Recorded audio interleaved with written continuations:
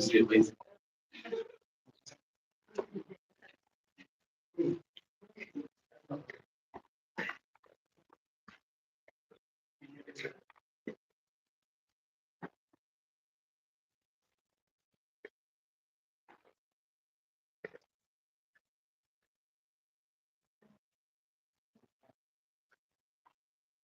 Are you ready?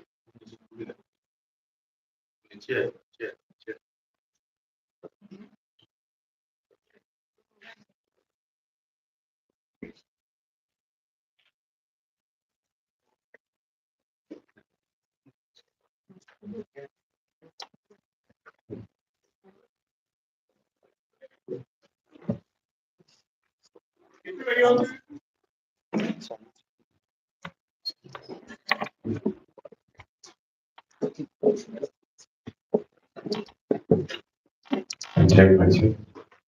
Okay. Sure.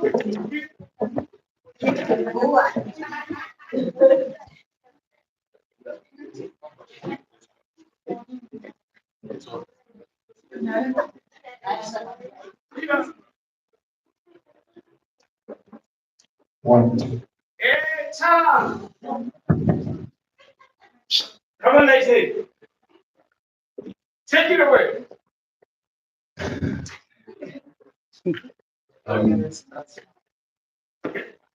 Honorable Chair, esteemed judges, good evening. We are here today not to gamble with emotions, but to reason with wisdom. As from Team Botswana, we are for the motion that says pursuing education and career should therefore come before relationships and marriage. Having to script the first part, which says that this house believes that marriage and preparation is a lifelong journey that begins in adolescence, which are highly against. This house is out to decide whether young people should chase love or build their foundation first. And as the first speaker for the proposition, let me make it clear. Before you build a house, land, bricks, and cement, and before you talk of marriage and relationships, you need education, career, and stability. Anything less is like putting the roofs and the walls, and we all know that it ends badly. My task today is to simply prove the wisdom, facts, and even scripture that education and career must come before relationships and marriage.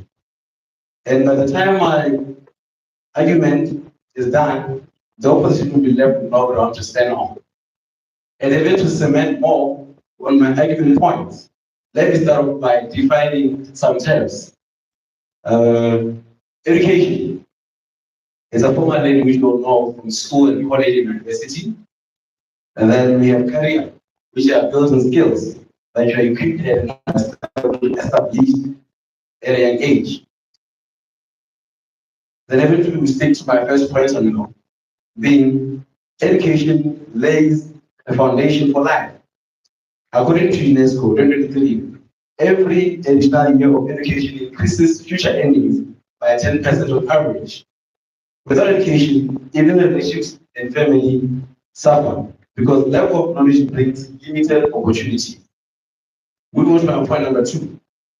Career brings financial independence, meaning of existence in Botswana and sub-Saharan Africa.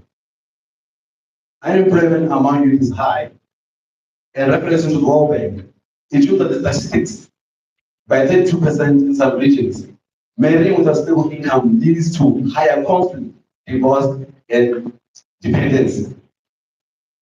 Moving on to my number 3 point. Relations without preparedness distract from goal studies. And as the American Psychological Association show, that student relations often cause stress, distraction, and academic decline when not managed well. And even to quote Proverbs 24, verse 27, put your order in order and get your fields ready. After that, build your house, meaning secure your foundation, education. Thank you. That is 1 minute already now. No. Yeah. The 10 minutes starts now. Hi everyone, Team South Africa, and then the topic says this house believes that marriage preparation is a lifelong journey that begins in adolescence, which we are for, and then pursuing education and career should therefore come before relationships and marriages, which we are against. The reason why I say pursuing education and career should therefore come before relationships and marriage. The reason why we are against that is because education and career is a lifelong thing. You can be 50, you can be 60, but you can still come back to school. So I wouldn't expect you, for instance, if maybe you're studying industrial psychology like me, it can take you so many years for me to get to PhD and become a specialist. For instance, let's say I'm doing my third year now, and if it's gonna take me 6 more years for me to become a specialist, does that mean that now I have to wait that 6 years in order for me to get married? Like it doesn't make sense. I can literally get married now after graduating and then still pursue my career. Hence, I feel like pursuing education and career shouldn't be the something that you should wait for in order for you to get married. Yes, you can go do your high school, but after 18, you can get married. And then I think the reason why we are for this house believes that marriage preparation is a lifelong journey that begins in adolescence. The other teams say that getting married when you're not like financially free can cause like things like divorce and so and so. But I believe that you can be as financially free as you can and have a good career. But if you don't have enough preparation to be married, your marriage can still fail. You can still get divorced because you don't have preparation. And if you prepare for marriage and relationships like lifelong, for maybe from a young age of 18, the moment you're 25, you know how relationships work. You have an idea of what's expected from you to form a relationship than waiting until maybe like 27 and you figured it out. Then what? Like you're 27, who are you gonna marry? You're gonna marry people who already have babies. They got divorced and then they wanna get remarried. That's what's gonna happen. You date you, who are you gonna marry? But if you're 20, you're gonna get married to someone who's like 25, 24, they just got out of school, they're ready to be married and like figure out life.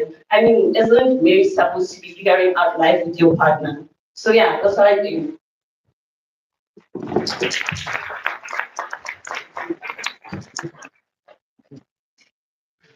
Okay. Can we hand over to Team Botswana?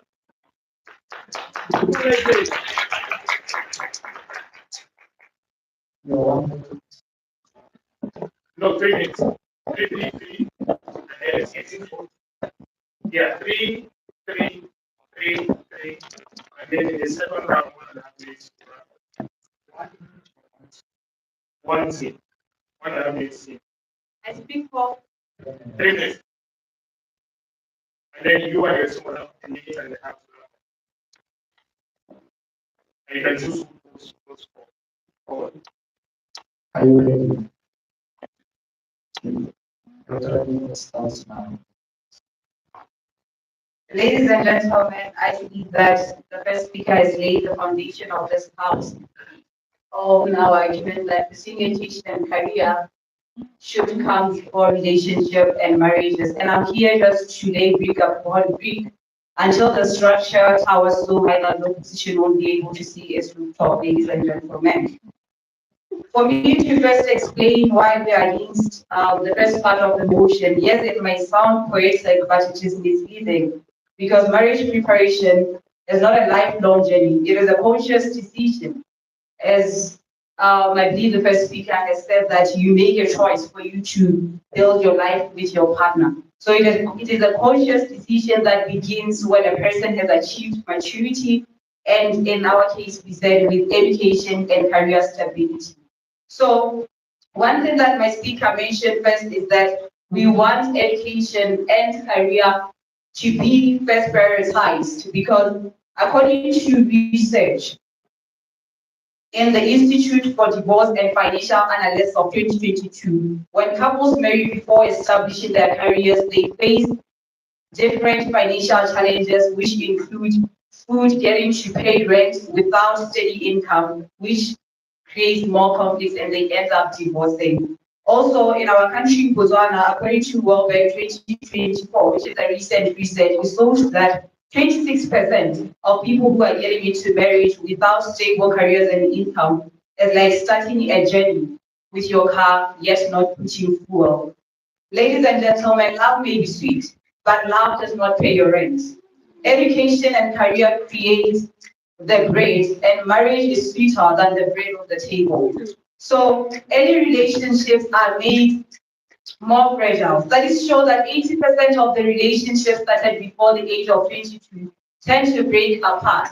Yes, opposition mentions that education is a lifelong. But according to this first statement, this house believes that marriage preparation is a lifelong journey. Are you telling me that you are going to be preparing lifelong for your marriage? Are you going to abandon your career and your education? According to what I've learned is that we learn, we grow in life.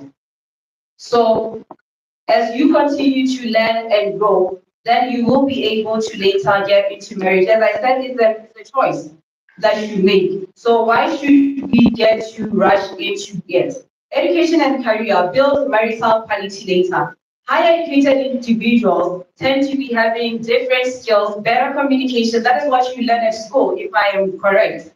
According to Pew Research of 2021 also, it found that those who marry later after career stability tend to report higher satisfaction without being more insecure. Thank you.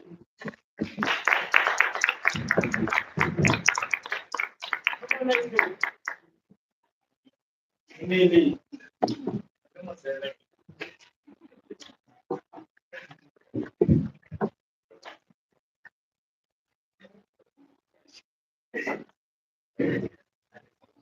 Are you ready, son? Your turn starts now. Good day, honorable members. We're not saying that education is not important. It is important, but you can't wait until you have figured it out that you are ready to start preparing for marriage. Yes, therefore, if state no facts, yes, we understand that it may be important to pursue education and career before marriage, but there are many factors that are against that, meaning that how long do you take to pursue your career? That's our first point. It takes too long for a person to figure out what they want to do in their life. And doing that, it makes sense to by what time in your life you're gonna figure it out that you have a find something. So education is something that you can do while being in a relationship and paying for a marriage. But most of the times you have pursued you may pursue your education and career. You want a person that is in the same level as you. You will never want a person who's down there because you are looking down on people, and I don't think you will have the same mindset of looking for love, but you'll be looking for stability instead. So taking that back to that, pursuing education is important, but still, if you're still in a relationship that then pursuing a relationship, you can build up a house that will never be broken by anything because of the stability, the scope, the things that we get from the both sides.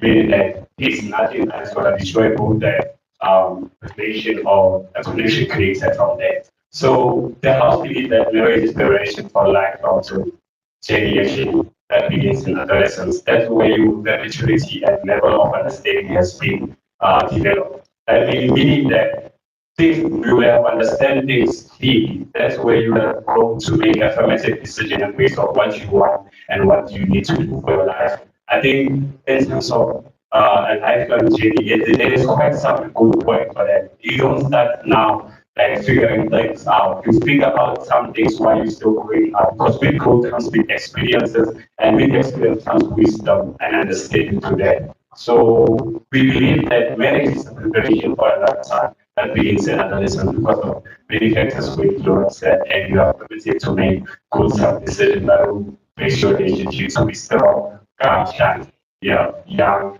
or you're unmature or anything because of experience gets that person to be working on a good side journey and gives you a thing that you are so sure about than getting a person who has a career and they are only figuring their life out. They have their life figured out. And they will never ever go for somebody who their life is still a mess or anything. So it has negativities and everything. So you should pursue your education and career even though you still in a relationship. And that will be more stability with your partner. Thank you.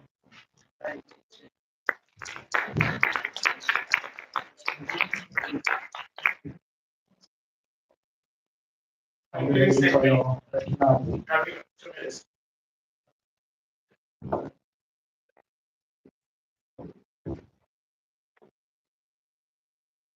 I'm ready. Your 2 minutes starts now. Ladies and gentlemen, I'm quite excited that the second speaker did highlight that indeed education brings about sustainability. I must make it clear that we have not come to make marriage look bad, but we have come to make it sustainable, like he mentioned. My team has shown that education sharpens the mind, career secures the brain, and both together they build the backbone of the union that we call marriage. And we have brought about research, we have quoted the researchers 2024, 2022, which we believe has strengthened our argument. The opposition told you about love and how you can build a lifelong partnership, then continue on to your education. But love without wisdom is chaos. And love without money sometimes is misery. Even the Bible is on our side. Adam went in the garden before Eve arrived, didn't he? Proverbs tells us to prepare our fields before building our house. So why should our generation do the opposite? We, as the proposition, stand for stronger marriages, wiser young people, and a future built on a rock, not on sand. This is not just a debate, it is a wake-up call. Pursue education and career first, then relationships and marriage will definitely survive.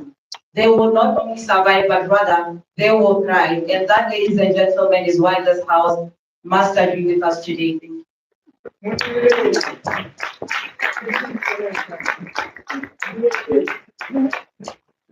I'm ready. Your 2 minutes starts now. Speaking about the Bible also says, "He who finds a wife obtains the favor from the Lord." So imagine if you're trying to pursue your career and already in a relationship. Just imagine what the favor that you obtain from the Lord can do for you and the relationship that you have. It just has to add more and more. And our statement was not necessarily saying that you should get into a relationship or be married and then pursue your career. No, we're speaking about preparation. We're talking about preparing to know about marriage, knowing what happens when you get married, knowing what happens in relationship. It's preparation. You are preparing yourself to be in a relationship. That starts at adolescence. Like usually when you're in adolescence, that's when you start to know about relationships. If you're being realistic, most of people get into relationships when they're still in high school. But you're telling us today that we should wait until we've established our careers and when we're done with school up until we can get married. That's just you telling us lies. But anyway, what we're saying is preparations of marriage and relationships should begin at adolescence, and education and having a career should not come before marriage preparation. And this house should just agree with us. If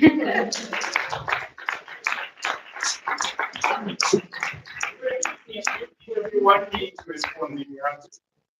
Do you want to respond? To a statement.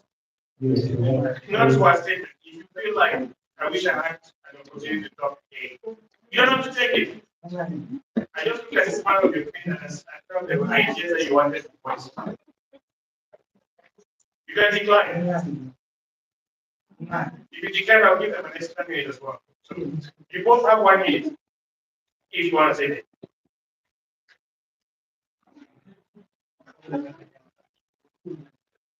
Okay. I think that's enough. Okay, let me take the 1 minute for you and me to your audience. That's all. Anyone wants to say something? Were you going to say something before? No. No. Want to say something?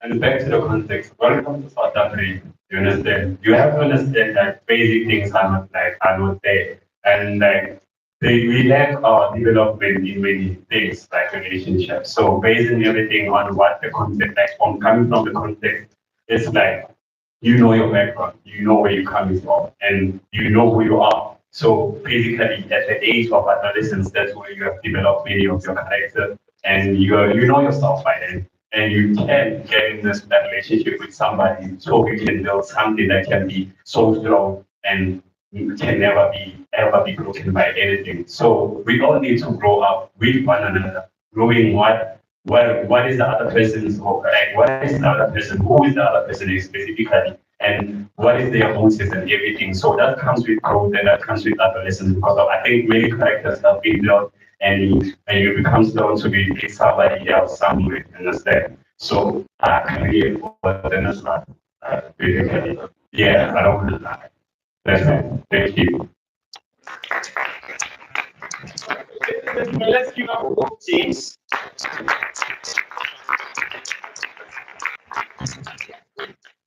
Because of the politician, they vote for. Amen. Everyone say that. Yeah. I particularly like the fact that they were ready to carry on. I particularly like the fact that they were ready to engage in the content on their feet without announcement. Like, it seems South Africa just heard now that there's a debate and they jumped to it and they engaged. And it was from the place. I could see it. Now I know you. Amen. And let's give it up for Sarah to facilitate. So without much ado, I'm not going to comment much. If I start talking, Pastor George is not going to preach. I'm not going to teach. But let me just say this. There are a number of elements to take into consideration on this specific topic. There are contextual, cultural realities that you must take into account. There are socio-economic circumstances that you must take into account. There are spiritual, biblical perspectives that you must take into account. And personally, I come to this topic from the perspective of the spiritual, biblical angle. Spiritual biblical angle is to help you or to get you to understand God's mind on something. That's my interest. My interest is for you to help for you. I think it's just not an interest, I think it's my responsibility to open the Bible and teach myself to the best of my understanding what the Bible says on the subject. So the Bible authority of this question runs across culture, runs across context, runs across socioeconomic circumstances. It is a no respecter of context because if principles are principles, they are not respected to circumstances. Now, certain cultures and certain contexts may be more amenable to certain principles, but principles are principles. The difference is God's idea and instead it was rooted in us. That's the way I'm coming.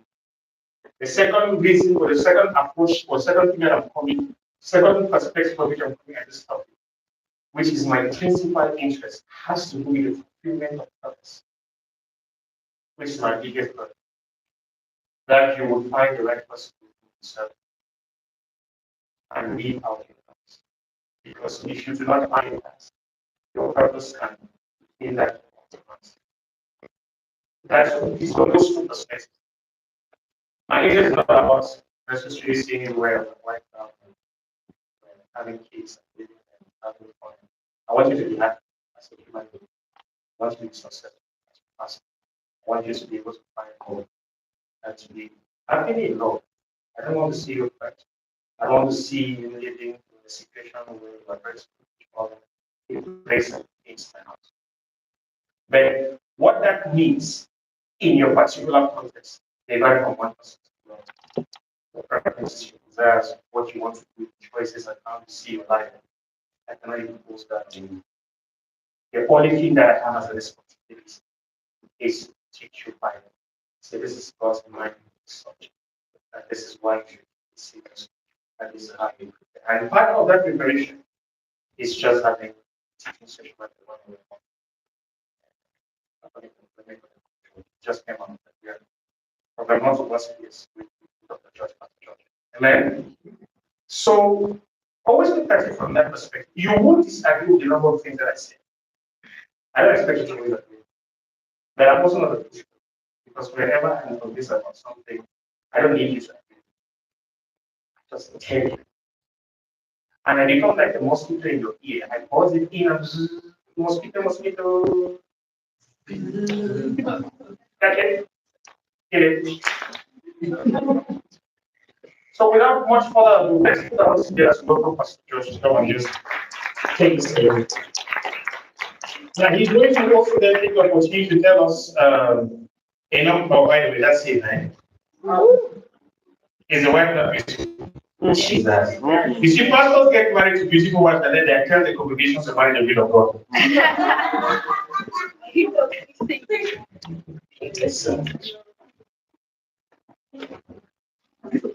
Can you give your neighbor a high five and welcome them especially?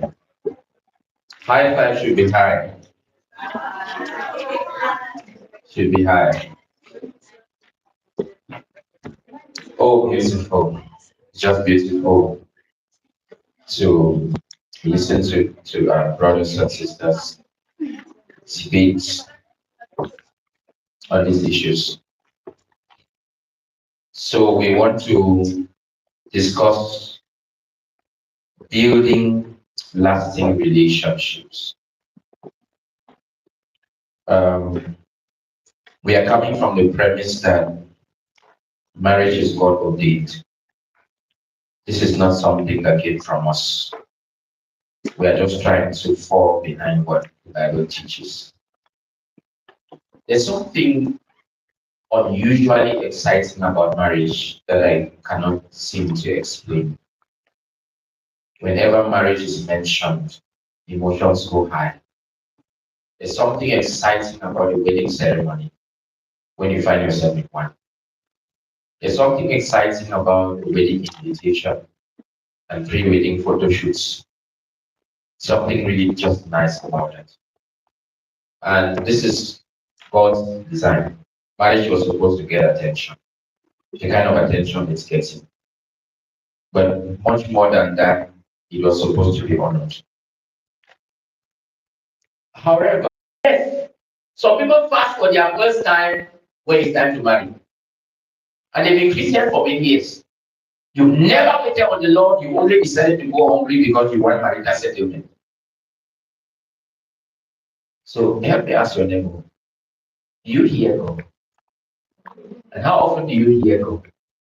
When last did God speak to you? Yeah, because a brother will come to you and say, the Lord spoke to me. I was in a retreat, and the Lord transported me to a place. And I found myself in a desolate land. And there were 2 chairs. I sat on one and asked the Lord, who will be my helper? And then before long, I saw you descending from heaven immaculately dressed.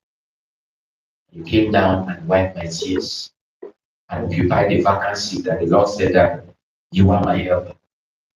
And the lady who does not know that she also has the right to hear from her father, God himself, will say, I am the handmaid of the Lord. Be it done unto me according to his will. Nobody has monopoly on the voice of God.